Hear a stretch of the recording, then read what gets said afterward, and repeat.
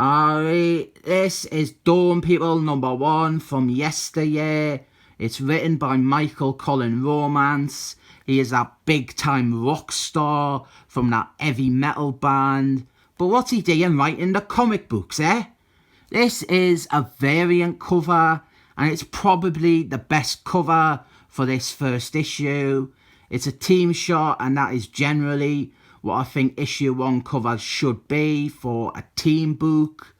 The main cover actually gives away the best part of the whole comic, and that's a terrible thing for a cover today.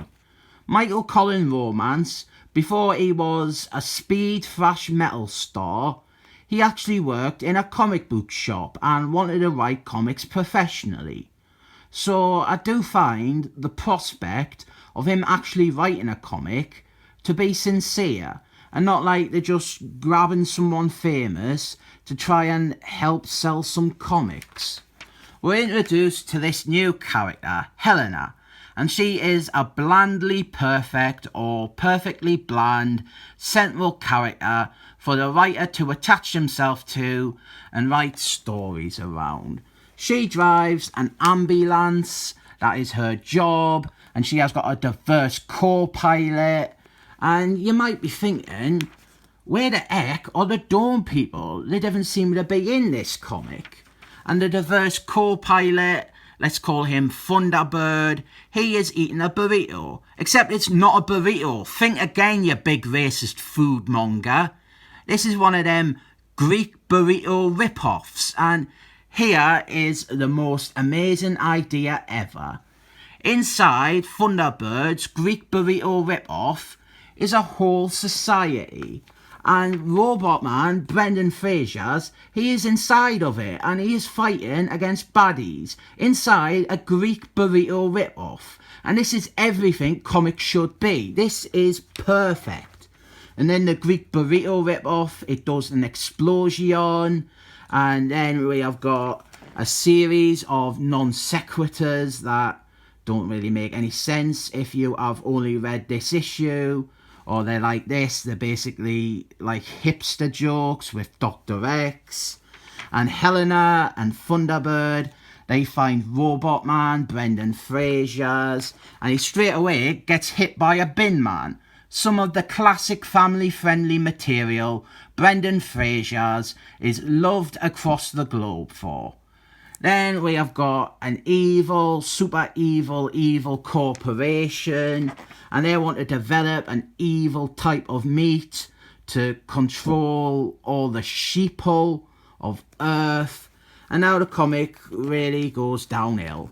Helena, she has got an apartment and her roommate is there, and then there's a knock at the door and hello, it's an annoying, unfunny, Harlequin Dead Pills type of character.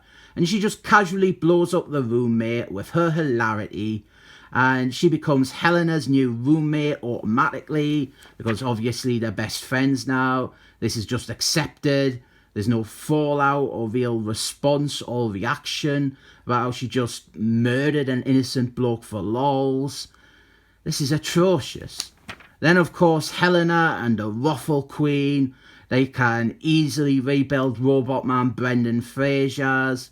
Then we have got something with a lion and then a bloke with a brick that says, I am sorry. I don't even remember what the context for this was, and I only read this a few hours ago. Preview for the next issue, and it looks like more of the same.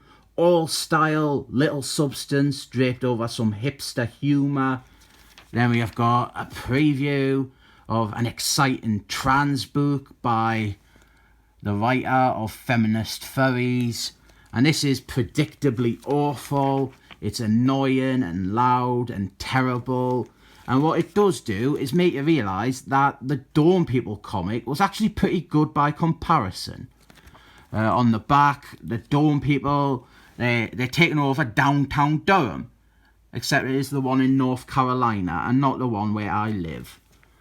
There is definitely some ideas in here and potential in Michael Colin Romance as a writer, but this is bogged down by that one bad style that nearly all comics have adopted these days. The bit with the burrito rip-off, the Greek burrito rip-off, that was great though. That was a fantastic idea. So I rate this 7 thumbs up.